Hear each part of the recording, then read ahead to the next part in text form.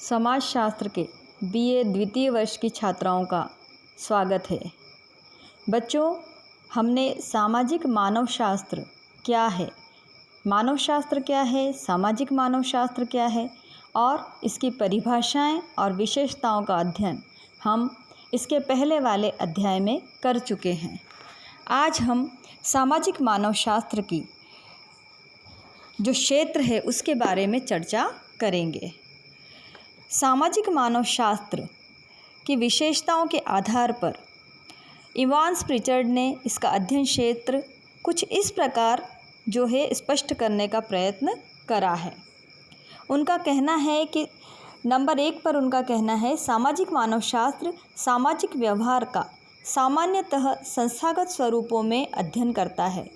अब यह अध्ययन कैसे करता है? जैसे कि परिवार है, नातेदारी व्यवस्था, राजनीतिक संगठन, कानूनी प्रणालियाँ और धार्मिक पूजा पद्धति आदि। यह विज्ञान इन विभिन्न संस्थाओं के बीच पाए जाने वाले संबंधों का भी अध्ययन करता है।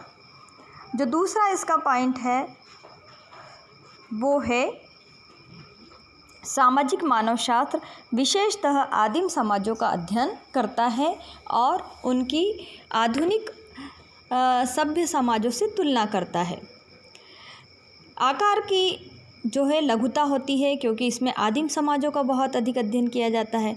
तो आकार की लघुता, सीमित जनसंख्या, सरल प्रौद्योगिकी, सरल अर्थव्यवस्था और सामाजिक क्रियाओं के कम विशेषीकरण के कारण इन आदिम या सरल समाजों का सरलता के साथ अध्ययन किया जा सकता है।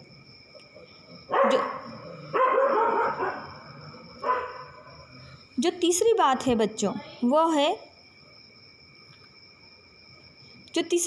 बच्चों, वो यह कि सामाजिक मानवशास्त्र सभी समाजों का अध्ययन है, न कि केवल आदिम समाजों का।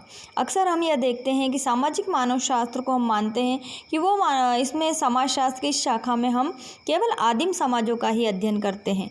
तो ऐसा नहीं है।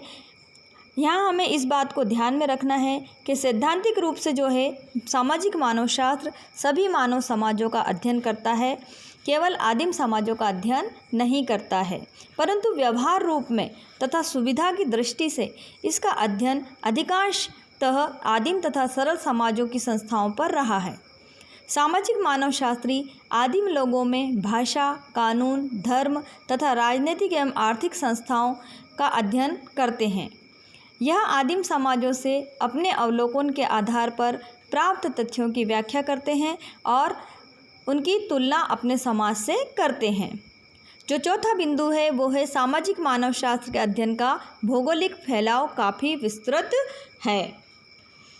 तो विभिन्न मानवशास्त्री अध्ययनों के अवलोकन से ज्ञात होता है कि सामाजिक मानवशास्त्री एक या दूसरे प्रकार की सामाजिक संस्था के अध्ययन में रुचि लेते हैं। विश्व के विभिन्न भागों में फैले लोगों का, उनके समाजों तथा उन उप समाजों का वह अध्ययन करता है। इस विषय का विषय फैलाव भी अधिक है। इसमें राजनीतिक संस्थाओं, धार्मिक संस्थाओं, रंग, लिंग या पद पर आधारित वर्ग संबंधी अंतरों, आर्थिक संस्थाओं, कानूनी या अर्ध कानूनी संस्थाओं, विवाह, सामाजिक अनुकूलन या संपर्क, सामाजिक संगठन या संरचना का अध्ययन आता है। इसके अंतर्गत नातेदारी, परिवार, आचार, जादू, पौराणिक कथाएं, आदिम कला, विज्ञान, भाषा और प्रौद्योगिकी आदि का अध्ययन भी आता है। तो ये हुई इसकी चौथा क्षेत्र हुआ यह। और जो इसका पांचवा क्षेत्र है वो है सामाजिक मानवशास्त्र में समाजों का अध्ययन किया जाता है, न कि संस्कृतियों का। बच्चों, आप जानते हो ना, कोई सा भी सीखा हुआ व्यवहार संस्कृति के अंतर्गत आता है। ये हम अभी आगे पढ़ेंगे भी कि संस्कृति क्या होती है। तो सामाजिक मानवशास्त्र में समाजों का अध्ययन किया जाता है, न कि संस्कृतियों का। सामाजिक मानवशास्त्र में सामाजिक संबंधों का, एक समाज के सदस्यों के बीच पाए जाने वाले संबंधों तथा विभिन्न सामाजिक समूहों में आपसी संबंधों का अध्ययन किया जाता है। इवांस प्रिचर्ड्स की मान्यता है कि यद्यपि संस्कृति से संबंधित समस्याएं और समाज से संबंधित समस्याएं दोनों ही समान रूप से महत्वपूर्ण हैं, फिर भी संरचना संबंधी अध्ययन पहले किए जाने चाहिए। सामाजिक मानवशास्त्र में विभिन्न संस्थाओं का अध्ययन सामाजिक संरचना के भागों के रूप में किया जाता है, न कि आत्मनिर्भर पृथक इकाइयों के रूप में। एक संपूर्ण सामाजिक संरचना अर्थात एक समाज की संपूर्ण संरचना अनेक सहायक संरचनाओं या व्यवस्थाओं से मिलकर बनती है।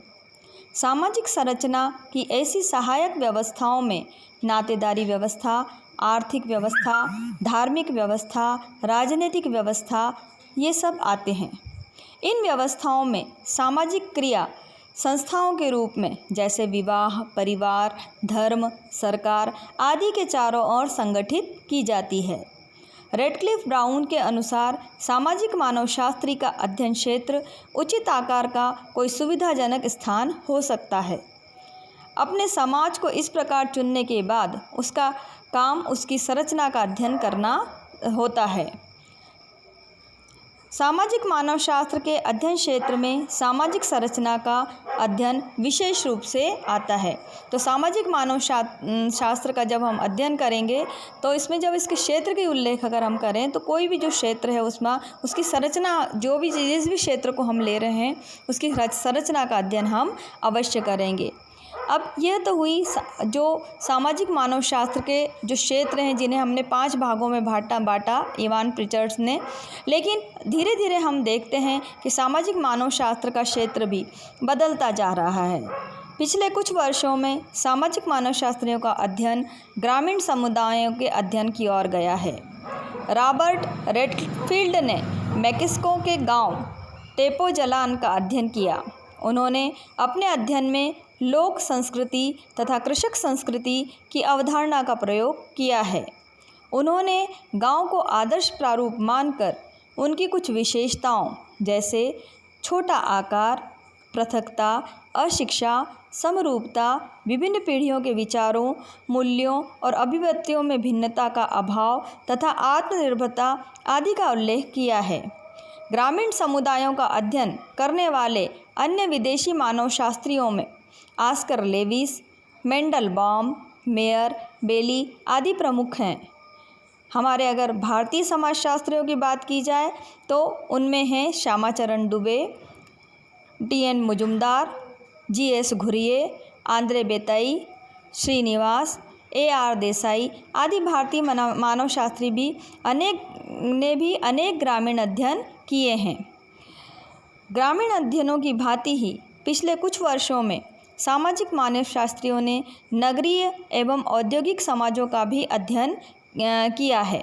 इस प्रकार के अध्ययन करने वालों में एल्टन मेयो प्रमुख हैं। उन्होंने अमेरिका के हार्थोन प्लांट में काम करने वाले लोगों के सामाजिक संबंधों का अध्ययन किया है। पाउडर मेकर ने फिल्म उद्योग एवं व्हाइट ने होटल उद्योग का अध्ययन किया है। हार्डिंग ने उद्योगों का एक सामाजिक व्यवस्था के रूप में अध्ययन किया है। आप उद्योगों में पाए जाने वाले औपचारिक एवं अनौपचारिक संबंधों को औद्योगिक सामाजिक व्यवस्था के अध्ययन में महत्वपूर्ण मानते हैं।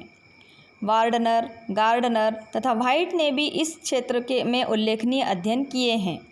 भारत में मजुमदार, बोस, सेठ एवं अन्य विद्वानों ने कानपुर, कलकत्ता, बड़ौदा, पूना आदि नगरों में औद्योगिक संस्थानों एवं शहरी जीवन का अध्ययन किया है।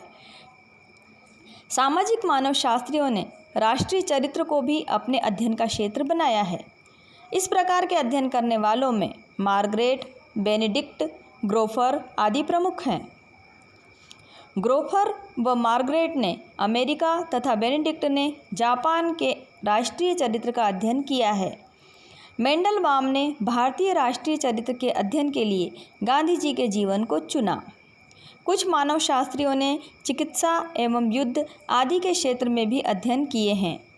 फ्रेक, रोपोपोर्ट, पार्सन्स, फिलिक्स तथा ग्लेडस्टन ने औषधि शास्त्र में के क्षेत्र में महत्वपूर्ण योगदान दिया है।